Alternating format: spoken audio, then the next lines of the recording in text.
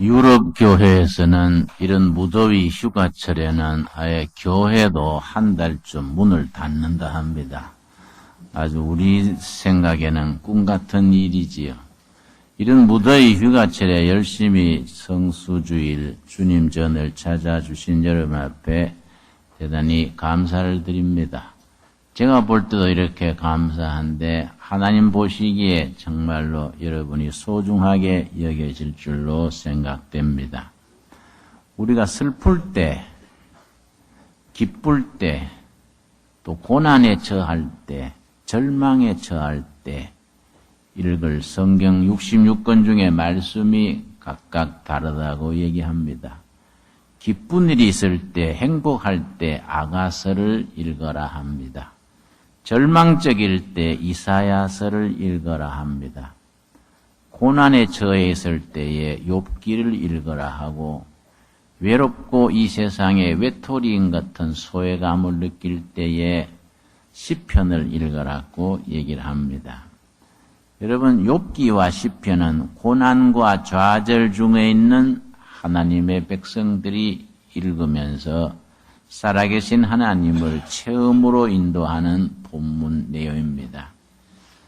특별히 욥기는 그 주제가 의인이 왜 고난을 당하느냐, 의로운 사람이 왜 실패하고 아픔을 당하고 고통을 겪게 되느냐, 그 질문에 대한 대답이 욥기입니다. 여러분, 프랑스의 알베르 까미라는 분이 있습니다. 이방인 이런 소설을 쓴 까미 아시지요? 그분은 하나님을 안 믿는 사람이기 때문에 무슨 얘기를 했냐면은 하나님이 없는 근거를 뭘로 말을 했느냐면은 무고한 사람이 의로운 사람들이 고통당하는 세상 속에서 하나님이 있을 자리가 없지 않느냐. 알베르 까미의 얘기입니다. 무고한 사람, 의로운 사람이 고통당하는데 어떻게 하나님이 있을 수 있느냐. 하나님이 있다면은 무고한 사람, 의로운 사람이 대접받고 높임받아야지. 무고한 사람, 의로운 사람이 고통당하는데 그러면 하나님은 뭐 하시는 하나님이냐? 이 까미의 얘기입니다. 그러나 욥기는 의로운 사람이 고통당하는 그 자리에 하나님이 계시는 것을 일러줍니다. 먼저 욥기 1장 1절을 보겠습니다. 욥이란 사람에 대해서 시작할 때 욥이 어떤 사람인지에 대해서 말해줍니다. 욥기 1장 1절입니다. 우스 땅에 욥이라 불리는 사람이 있었는데 그 사람은 온전하고 정직하여 하나님을 경외하며 악에서 떠난 자니라. 이렇게 욥이 어떤 사람이었던 것을 네 가지로 일러줍니다. 욥기 1장 8절 말씀 우리 한번 같이 읽겠습니다. 여호와께서 사탄에게 이르시되 너가 내 종 욥을 주의하여 보았느냐? 그와 같이 온전하고 정직하여 하나님을 경외하며 악에서 떠난 자는 세상에 없느니라. 욥을 설명하면서 욥이 온전하고 정직하고 하나님을 경외하며 악에서 떠난 자라고 말할 때 온전하다는 말은 쉽게 풀어서 이해하자면 균형 감각입니다. 좌우로 치우치지 아니하고 넘치지 않고 부족하지 않는 균형 감각을 온전하다고 말합니다. 또 다른 말로 표현하면 모든 사태, 사건을 성숙된 안목으로 처리하는 그런 마음가짐입니다. 온전하고 정직하여 하나님을 경외하며 악에서 떠난 자 욥이라고 했습니다. 2장 3절 보겠습니다. 욥기 2장 3절도 마찬가지입니다.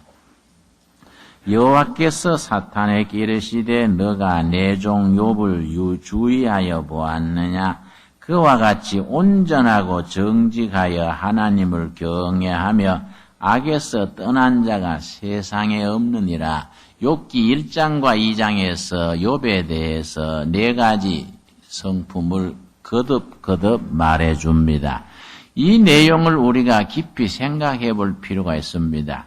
욥을 의인이라고 칭찬할 때에 욥의 업적, 욥의 경력, 욥이 무슨 지위에서 무슨 일을 했고 무슨 업적을 남겼다. 이런 말은 한마디도 없습니다. 욥의 성품입니다. 사람 됨됨입니다. 이걸 영어로 표현할 때는 doing이 아니고 being이라 그럽니다. 뭘 얼마나 행했다, 무슨 경력이 있다, 무슨 위치에 있었다. 이런 외적 요소가 아니고 욥이라는 사람의 됨됨이, 인간 됨됨이, 그래서 being입니다. being. 뭘 하는 doing이 아니라 being이라는 겁니다. 하나님 앞에서 어떤 마음가짐, 어떤 자세로 살아가느냐, 하나님 앞에서는 그 점이 소중하다는 겁니다. 그 욥이 아들 7, 딸 3이 갑자기 죽었습니다.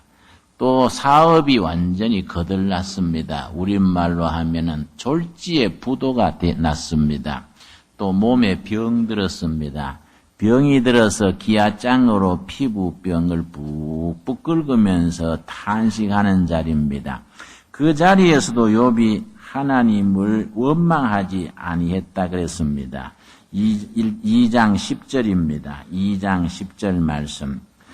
그가 이르되 그대의 말이 한 어리석은 여자의 말 같도다. 우리가 하나님께 복을 받았은즉 화도 받지 아니하겠느냐 하고 이 모든 일에 욥이 입술로 범죄치 아니하니라. 욥의 인품, 욥의 영적 수준이 좋을 때나 나쁠 때나 한결같이 하나님 앞에 범죄하지 아니하고 그 믿음이 흔들리지 않았습니다. 그런 욥이 고난과 그 좌절 중에서 얻은 것이 있습니다. 욥기 23장 10절입니다. 욥기 23장 10절. 요즘 같은 불경기 어려운 때에 우리 둘의 가족 여러분, 욥의 깨달았던 그 깨달음, 욥의 신앙, 그런 영적 수준에 함께 이룰 수 있게 되기를 바라면서 욥기 23장 8절에서 14절 사이에 제가 읽으면서 설명을 하겠습니다. 23장 8절입니다. 그런데 내가 앞으로 가도 그가 아니 계시고 뒤로 가도 보이지 아니하며 그가 왼쪽에서 일하시나 내가 만날 수 없고 그가 오른쪽으로 돌이키시나 배울 수 없구나. 쉽게 말해서 동서남북 전후 좌우 어디에도 하나님의 도움의 손길이 없는 막막한 상태를 말합니다. 너무 소외되고 너무 외롭고 앞으로 가도 뒤로 가도 오른쪽으로 가도 왼쪽으로 가도 하나님의 손길을 하나님을 만날 수 없는 막막한 처지를 말합니다. 산호라면 그렇게 막막한 처지를 당할 때가 있습니다. 너무 답답하고 너무 어려우면 기도도 나오지 않습니다. 아이고 주여 이 말 만나고 기도도 나오지 않은 그런 외통수가 있습니다. 그런데 그 속에서 23장 10절입니다. 살아계신 하나님의 손길 그 섭리를 깨달아 만나게 되는 겁니다. 그러나 내가 가는 길을 그가 아시나니 그가 나를 무슨 후회입니까? 단련입니다. 단련, 훈련입니다. 사람 되라고 영적으로 성숙되라고 하나님의 손길을 깨달으라고 훈련하시는 겁니다. 그러나 내가 가는 길을 그가 아시나니 하나님께서는 형편과 처지를 모르고 가만히 두시면 이해한다 하겠는데 아시면서 왜 가만두시느냐? 그가 나를 단련, 훈련하신 후에는 내가 순금같이 되어 나오리라. 99.9% 순도가 높은 금, 순금 같은 인격, 영의 사람이 되게 하시기 위해서 하나님이 고난의 골짜기에 그런 고통의 밑바닥을 거치게 하신다는 겁니다. 그래서 14절이 아주 소중합니다. 욥기 23장 14절 말씀 읽습니다. 그런즉 내게 작정하신 것을 이루실 것이니라. 하나님이 고난 속에서 우리들에 대한 하나님의 계획입니다. 하나님의 계획. 우리 한 사람 한 사람에 대한 하나님의 계획이 있습니다.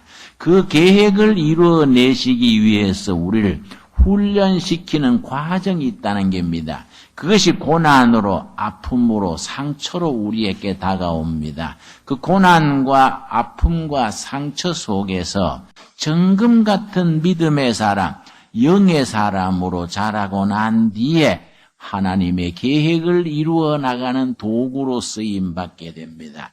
우리 14절 말씀 우리 한번 같이 읽겠습니다. 그런즉 내게 작정하신 것을 이루실 것이라. 이런 일이 그에게 많이 있느니라. 이런 일이 우리 영적으로 허다한 일이다. 하나님께서 우리 한 사람 한 사람을 통해서 하나님의 계획을 이루시기 위해서 그 계획을 이루어 가려면 생으로 육적인 사람, 세상적인 사람, 자기 야심과 자기 포부, 자기 꿈에 빠져 있는 사람을 하나님의 목적에, 하나님의 계획에 쓰실 수가 없습니다. 하나님의 계획에 쓰임받기 위해서 아브라함을 75세 불렀듯이, 모세를 80세에 가서 불렀듯이 인생의 그 과정 속에서 하나님이 보시고 이제 그만하면 내 계획, 내 목적을 이룰 만한 때가 됐다. 그때 부르신다는 겁니다. 그래서 욥기 36장 15절을 한번 보겠습니다. 36장 15절에 보면은 하나님께서 그런 역경 속에서 우리의 영의 길을 열어주신다고 말씀합니다. 36장 15절입니다. 하나님은 공고한 자, 고난 중에 있는 자입니다. 고난과 아픔 속에 육신의 아픔이라든지 사업의 실패라든지 인간관계 상처라든지 그는 하나님은 공고한 자, 고통 속에 있는 자를 공고에서 구원하시며 학대당할 즈음에 그의 길을 여시나니 고통을 당하는 자리에서 그의 길을 열어준다 하시는 겁니다. 예수님이 말씀하셨지요. 귀 있는 자는 들을지어다. 눈 있는 자는 볼지어다. 다 듣는 사람들 앞에서 예수님께서 귀 있는 자 들을지어다 말씀하시고 멀쩡히 보는 사람들 앞에서 예수님께서 눈 있는 자 볼지어다 그렇게 말씀하셨습니다. 그런데 욥기 36장 15절 말씀은 고통의 자리에서 그 눈을 열어주신다는 겁니다. 고난과 실패와 아픔이 없었으면은 세상 것만 바라보고 물질만 바라보고 자기 명예나 세상적인 것만 쫓아갈 텐데 실패당하고 아픔당하고 상처받게 되는 그 자리에서 눈을 열어주셔서 영의 세계를 보게 해주시고 귀를 열으셔서 하나님의 음성을 들을 수 있게 해준다는 겁니다. 욥의 경우는 그래서 뭘 보게 되었습니까? 19장입니다. 욥이 보게 된 그 결론을 말합니다. 19장 25절 말씀 우리 찾겠습니다. 욥이 그런 질병과 물질의 손실과 자녀들의 죽는 그런 아픔이 없었으면은 보지 못할 것을 보게 되었습니다. 메시아가 오시기 수백 년 전에 아무도 보지 못하는 것을 욥이 볼 수 있게 되었습니다. 그래서 욥기의 주제 의인이 왜 고난을 당하느냐 거기에 대답이 이런 말씀 속에 있습니다. 아까 제가 말씀드렸습니다마는 알베르 까무 같은 사람은 신이 없는 근거가 뭐이냐? 의인이 고통당하고 무고한 사람이 고통당하는 것을 볼 때에 하나님이 있을 자리는 없다. 뭐 그런 말 했습니다마는 욥기는 그와 반대입니다. 고난의 자리에서 보지 못하는 것을 보게 되고 듣지 못하는 것을 듣게 되는 그 과정을 볼 때에 하나님의 모습을 깨닫게 되고 보게 되고 믿게 되는 겁니다. 욥기 19장 25절입니다. 내가 알기에 이 말은 내가 알게 되었도다. 내가 분명히 알게 되었도다. 어떤 자리에서 알게 됐느냐? 일곱 아들 세 딸 10남매가 졸지에 죽게 되고 재산이 한꺼번에 잿더미로 화하고 몸에 병이 들어서 고통을 기아장으로 푹푹 피부를 끓는 그런 고난의 자리에서 드디어 알게 됐다. 뭘 알게 됐습니까? 내가 알기에는 나의 대속자가 살아계시니 메시아입니다. 구속자, 마이 리디머, 구속자가 살아계시는 것을 알게 됐다. 옛날 같으면 존경받고 의인이라고 높임받고 사람들이 다 욥이라 그러면 어디 가도 박수받고 살 때는 도무지 볼 수 없었던 영의 세계, 구속자, 메시아가 살아계시는 걸 보는 눈이 열린 겁니다. 나의 대속자가 살아계시니 마침내 그가 땅 위에 서실 것이라. 언젠가 이 땅 위에 오실 메시아를 수백 년 전에 먼저 보는 겁니다. 도무지 보통 사람으로서는 상상할 수 없는 세계를 그 고난의 밑바닥에서 욥이 볼 수 있게 된 겁니다. 그렇게 되고 나니까 26절 말씀, 자기 몸이 병든 거, 피부가 막 뭉그러지는 거는 이거는 문제가 아니다 이거지요. 그래서 내 가족이 벗김을 당한 뒤에도 내가 육체 밖에서 하나님을 보리라. 내 몸에 상처난 거, 아픈 거, 병든 거, 이거는 잠깐 거치는 고통이지 이거 문제가 아니다. 내 육신, 내 피부가 다 망가져도 오실 메시아 나의 구속자를 만나게 되지 않느냐, 얼마나 영광스러우냐, 이런 높은 영적인 차원으로 올라갑니다. 그래서 결론이 27절입니다. 27절 말씀. 내가 그를 보리니 내 눈으로 그를 보기를 낯선 사람처럼 하지 않을 것이라. 내 마음이 초조하구나. 자기의 병든 거, 실패한 거, 아픈 거, 사람들한테 매도당하는 거, 이걸 벗어나가지고 마음이 정말 열반 조급해진다. 왜냐? 오실 메시아 나의 구속자 빨리 뵈야지. 영적인 차원이 넘어서 버리는 겁니다. 그래서 욥의 결론이 뭡니까? 42장 5절입니다. 42장 5절 말씀. 42장 5절이 욥기의 결론에 이르게 됩니다. 그런 과정 속에서 욥이 하나님을 만나게 됩니다. 살아계신 하나님, 거룩하신 하나님, 현존하시는 하나님을 온몸으로, 삶으로 하나님을 만나게 됩니다. 42장 5절입니다. 내가 주께 대하여 귀로 듣기만 하였사오나 이제는 눈으로 주를 배움나이다.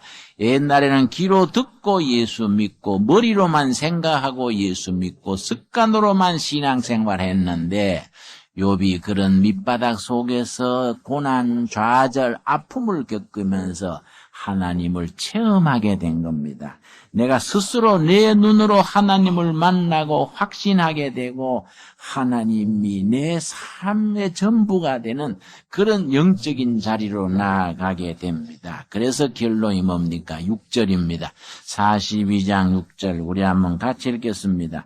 그러므로 내가 스스로 거두어드리고 티끌과 제 가운데서 회개하나이다. 그래서 내가 회개하게 됐습니다. 자기 잘못 살았던 거, 잘못된 인생 처신했던 거 다 회개하게 됐습니다. 그렇게 하나님을 체험하고 회개하고 나니까 그 욥이 얼마나 소중한 사람이 되었느냐.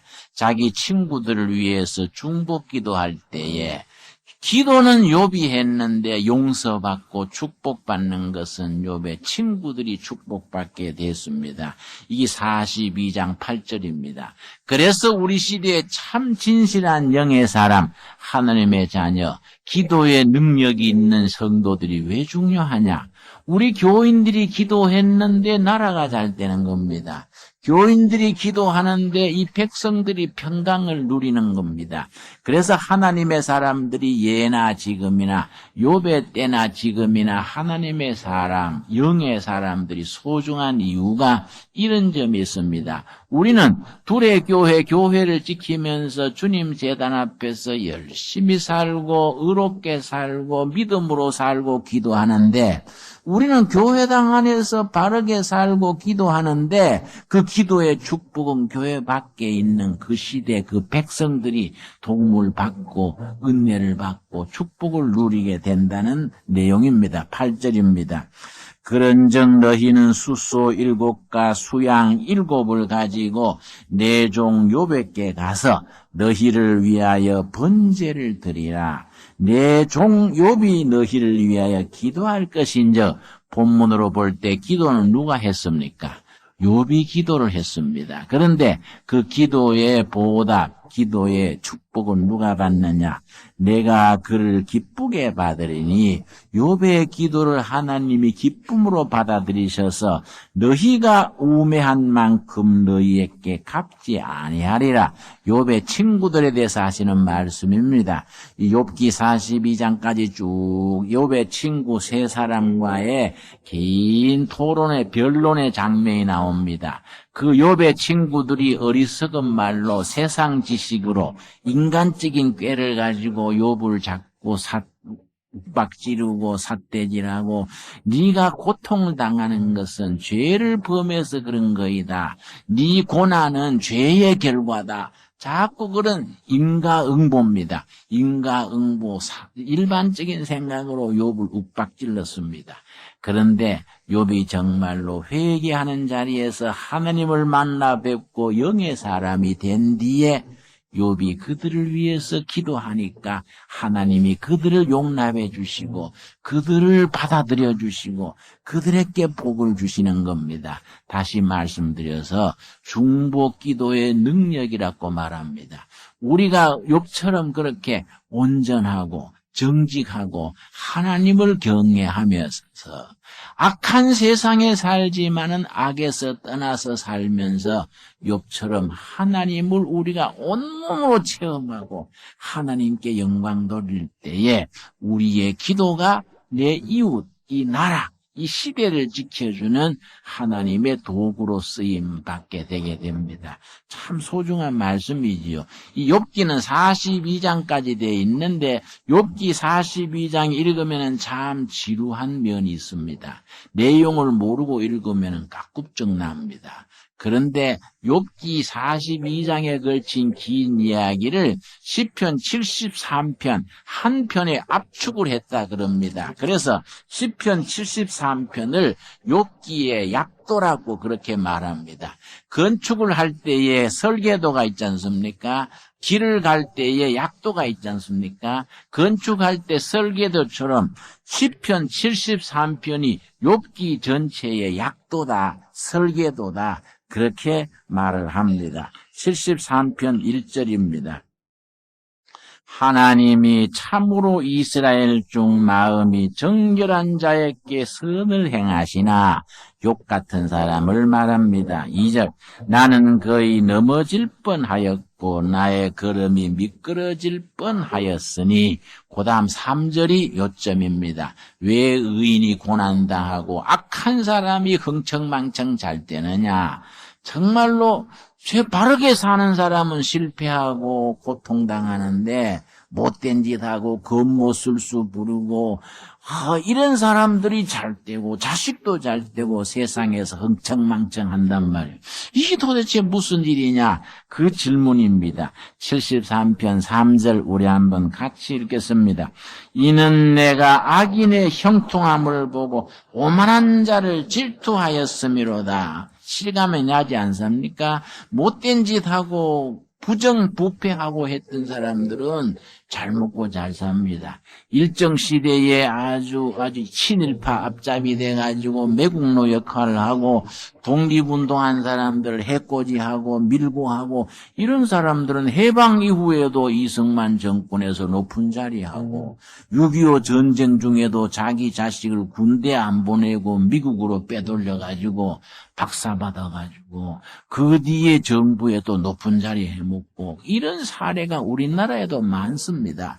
그런데 독립운동했던 사람의 자녀들은 독립운동하느라고 자식을 가르쳤습니까? 논사고 밭사고 했겠습니까? 해방된 뒤에도 독립투사들의 자녀들은 새빵살이 하다가 연탄가스 중독 걸려가지고 막 몸에 병신이 되고 뭐 먹고 살 것도 없어지고 이런 일들이 생깁니다. 이런 걸 볼 때 너무 이거는 참 한심하다 이거예요. 왜 무고한 사람, 의로운 사람들은 자손 대대로 고통을 당하고 못 살고 왜 악한 사람들은 못된 짓 한 사람들은 잘 먹고 잘 사느냐 이게 무슨 일이냐. 12절입니다. 73편 12절 말씀. 볼지어다 이들은 악인들이라도 항상 편안하고 그 다음 뭐라 그랬습니까? 재물은 더욱 불어나도다. 이게 무슨 일이냐. 왜 못된 사람들은 재산도 늘어나고 평안하고 대접받고 높은 자리도 나가고 다 잘 살지 않느냐. 그런데 의인은 왜 이렇게 고난당하고 참 어려움을 당하느냐. 그런데 이런 답답한 일이 어디서 결판이 났느냐. 17절입니다. 17절 말씀. 그러니까 사람의 기준으로 세상적인 기준으로 보지 말고 하나님의 심판대 앞에서 결판 나는 거이다. 17절이 그 말입니다. 우리 17절 같이 읽겠습니다. 하나님의 성소에 들어갈 때야 그들의 종말을 내가 깨달았나이다. 하나님의 성소에 들어갈 때 하나님의 보좌 앞에서 역사의 끝날을 맞았을 때에 하나님께서 좌우를 분명히 분간해 주신다는 겁니다. 그날까지 영의 사람들은 정말 의로운 사람들은 자기 자리를 지키고 나가면은 하나님의 성소 앞에서 모든 것이 종말에 가서 다 드러난다. 조금 더 억울하고 답답할 일이 아니다. 하나님 앞에서 모든 것이 결판 나는 거이지 세상적인 기준에서 그렇게 생각하지 마라. 그런 의미가 나오고 그 다음 26절 28절 말씀이 결론입니다. 26절 말씀. 내 육체와 마음은 쇠약하나 하나님은 내 마음의 반석이시요 영원한 분기시니라. 몸이 지치고 병들고 억울한 일을 당하고 무고한 일을 당할지라도 힘내라. 하나님이 내 반석 되시고 영원히 축복의 몫이다. 그렇게 말씀하시고 28절 말씀 결론입니다. 결론. 욥기의 결론이고 시편 전체의 결론이고 시편 73편의 결론입니다. 여러분 시편을 영혼의 해부학이라 그럽니다. 우리 영혼의 문제, 모든 인간 영혼이 가지는 문제가 시편 속에 녹아들어져 있습니다.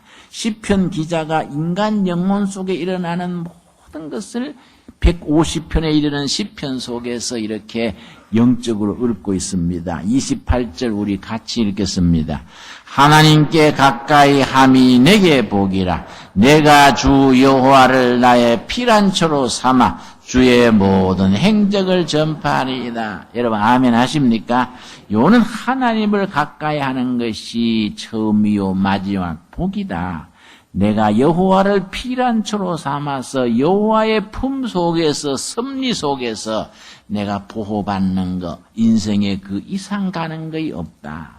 이게 여러분 시편 22편이 모든 시편에서 나오는 인간의 고난의 문제에 대한 최종적인 답이라고 말합니다. 시편 22편 우리 한번 찾아보겠습니다. 시편 22편을 메시아 예언장이라고 말하고 고난시의 엑기스라고 말합니다. 시편 150편 중에서 여러 가지 종류가 있습니다.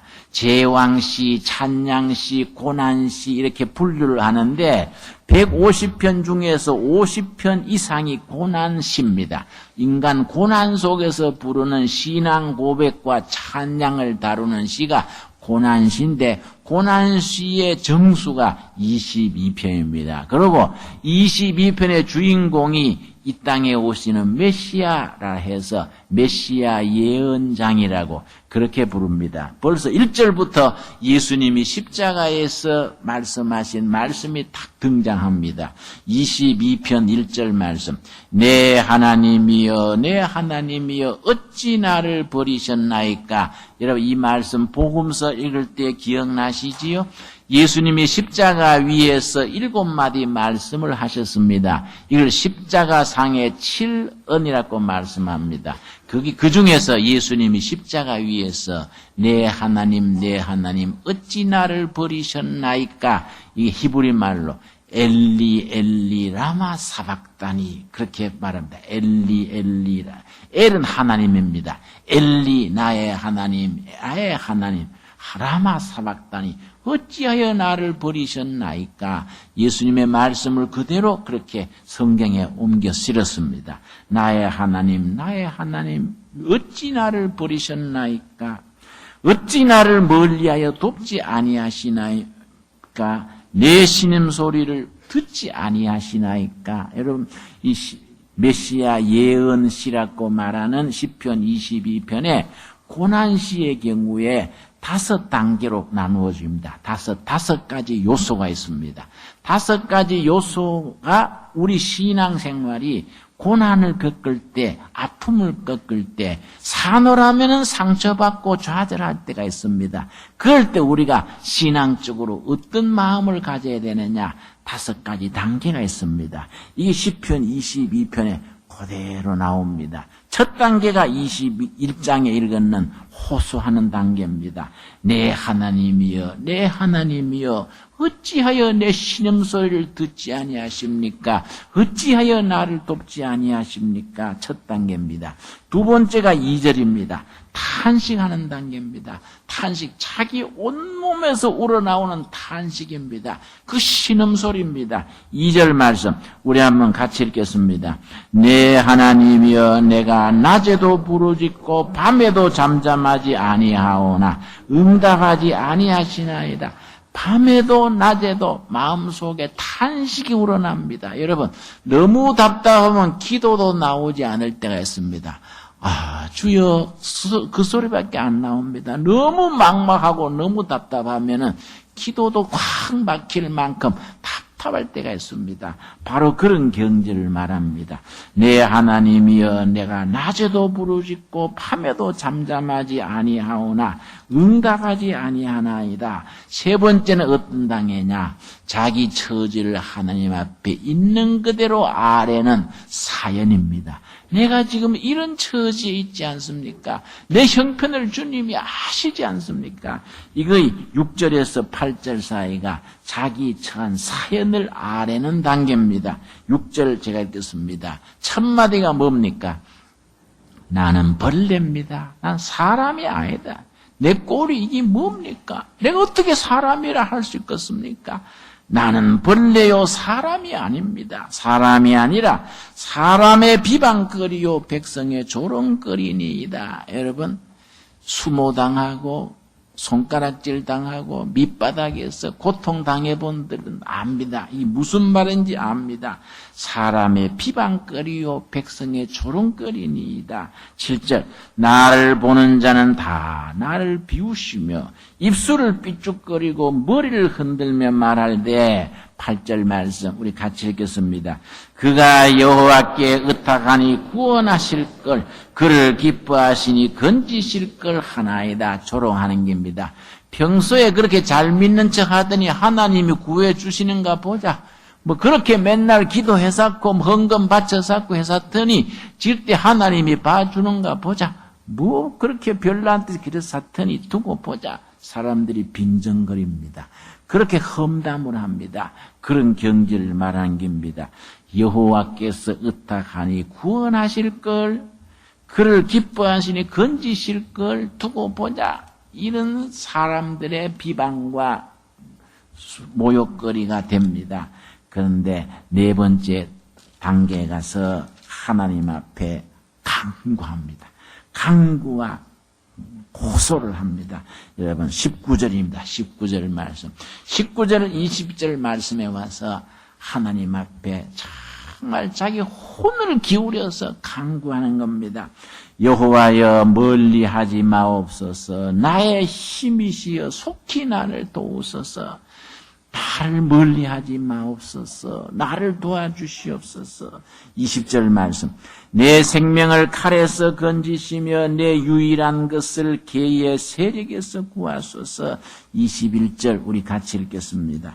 나를 사자의 입에서 구하소서. 주께서 내게 응답하시고 들소의 뿔에서 구원하셨나이다. 하나님 앞에 간구하고 하나님 앞에 아주 요청하는 겁니다. 사자들의 입에서 모함하는 사람들의 손에서 나를 건져주시옵소서. 그런데 그 다음 단계에 가면 확신 하나님 앞에 확신으로 나가는 겁니다. 확신 갑자기 확신이 나옵니다. 22절입니다. 내가 주의 이름을 형제에게 선포하고 회중 가운데서 주를 찬송하리이다. 갑자기 찬송이 나오는 겁니다. 그는 호소하고 하나님 앞에 좌절했던 데서 하나님의 임재하심을 느끼고 찬송이 나오는 겁니다. 찬송할 수 없는 자리에서 찬송과 감사가 터져나오는 겁니다. 이 시편 고난시의 특징입니다. 23절 말씀. 여호와를 두려워하는 너희여 그를 찬송할지어다. 이 확신과 감사, 찬양, 이 신앙인이 가지는 특권이고 축복입니다. 시편 57편 우리 한번 찾겠습니다. 시편 57편 7절 8절 말씀 우리 다 같이 한번 찾겠습니다. 신앙인들은 어떤 형편과 처지에서도 오히려 감사와 찬양을 드릴 수 있는 그 은혜, 그 축복, 우리에게 임하는 한올로 임하는 축복입니다. 시편 57편 7절입니다. 하나님이여 내 마음이 뭡니까? 마음에 임하는 확신입니다. 하나님이여 내 마음이 확정되었고 내 마음이 확정되었사오니 내가 노래하고 내가 찬송하리이다. 여러분 마음에 임하는 확신, 하늘이 무너지고 땅이 꺼져도 온 세상이 나를 손가락질하고 비방하고 입을 삐죽거려도 나는 확신입니다. 확신. 살아계신 하나님이 나와 함께 하시니까 나는 흔들림 없다. 이런 확신입니다. 내 마음이 확정되었고 내 마음이 확정되었사오니 노래하고 찬송하자. 그 다음 8절입니다. 8절 말씀. 내 영광아 깰지어다. 비파야 수금아 깰지어다. 내가 새벽을 깨우리로다. 많이 듣던 얘기 아닙니까 여러분? 새벽을 깨우리로다. 자기 사명입니다. 사명. 이 한밤중에 캄캄한 이 시대에 하나님이 나를 고난 중에서 뽑아서 단련시키셔서 새벽을 깨우는 사람으로 사명자로 나를 세우신다는 겁니다. 사명자. 모두 한밤중에 잠들어 있는데 새벽을 깨우는 사명자의 역할을 감당한다는 겁니다. 그것 때문에 뼈가 녹아지는 그런 고통도 오히려 감사할 수 있는 겁니다. 그래서 9절입니다. 9절 말씀. 57편 9절 말씀이 결론이 됩니다. 9절 한번 같이 읽겠습니다. 주여 내가 만민 중에서 주께 감사하오며 무슨 나라 중에서 주를 찬송하리이다. 여러분 아멘 할 수 있습니까? 감사와 찬송이 나올 수 있습니까? 오른편에 감사, 왼편에 찬양입니다. 찬양 받으시기를 기뻐하신 하나님 앞에 감사드리며 찬양할 수 있는 이 신앙인이 가지는 특기입니다. 뭘 받아서 누리고 잘 먹고 잘 살고 박수 받아서가 아니라 어떤 아픔 속에서도 역경 속에서도 오히려 자기에게 임하는 사명으로 인하여서 내 마음이 확정됐고 확정되었습니다. 너무너무 감사합니다. 찬양합니다. 이런 믿음의 자리로 나아가는 우리 둘의 가족 모두가 되어질 수 있기를 바랍니다. 우리 기도하겠습니다. 주님 은혜를 감사드립니다. 무더위의 휴가철에 우리는 주님의 제단 찾아서 성수주의를 보냅니다. 우리들 마음속을 주님께서 영으로 깨우쳐 주시옵소서. 사노라면은 자신의 절망할 때 주위 사람들로부터 상처받을 때, 육신의 몸이 병들 때에, 사업이 거들날 때에 이런저런 사연으로 이 세상에는 고난과 아픔이 있습니다. 그러나 그 고난 속에서 우리를 훈련하셔서 순금 같은 사람으로 만드셔서 하나님의 계획을 이루어 나가시는 도구로 삼으는 줄로 믿습니다. 우리 마음이 확정되고 확정되어 싸우니 주여 우리를 통하여서 주님의 일을 이루어 주시옵시며 이 시대의 새벽을 깨워 주시옵시며 복음의 지경을 넓혀 주시옵소서. 우리가 어떤 형편과 처지에서도 한숨과 눈물이 아니라 감사와 찬양의 자리로 나아갈 수 있는 영의 사람, 하나님의 도구로 세워 주시옵소서. 예수님 이름 받들어 기도드려 사옵나이다. 아멘.